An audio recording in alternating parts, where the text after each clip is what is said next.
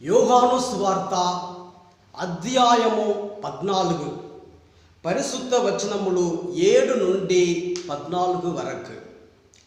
మీరు నన్ను ఎరిగి ఉన్నచో నా తండ్రిని కూడా ఎరిగి యుందురు.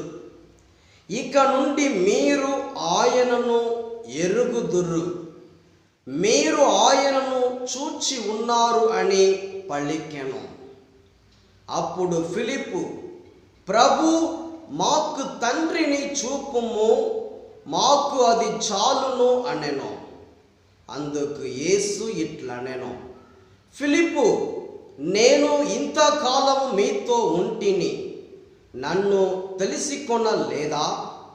నన్ను చూచిన వాడు నా తండ్రిని చూచి ఉన్నాడు.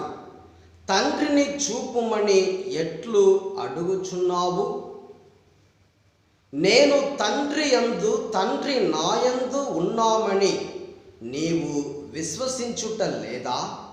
నేను మీతో చెప్పుచున్న మాటలు నా అంతట నేనే చెప్పుట లేదు, కానీ తండ్రి నాయందు నివసించుచు తన పనులను నెరవేర్చుచున్నాడు. నేను తండ్రి యందు ఉన్నాననియు తండ్రి నాయందు ఉన్నాడనియు మీరు విశ్వసింపుడు. లేనిచో ఈ క్రియలు పట్టి అయినను నన్ను విశ్వసింపుడు.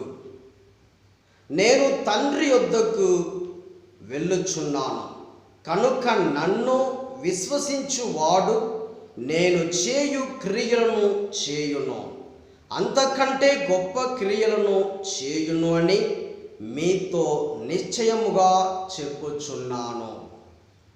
తండ్రి కుమారుని యందు మహిమ పరుపబడుటకు మీరు నా పేరిట ఏమి అడిగినను చేసేదను.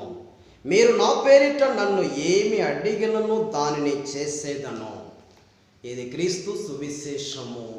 క్రీస్తువా మీకు స్తుతి కలుగును గాక.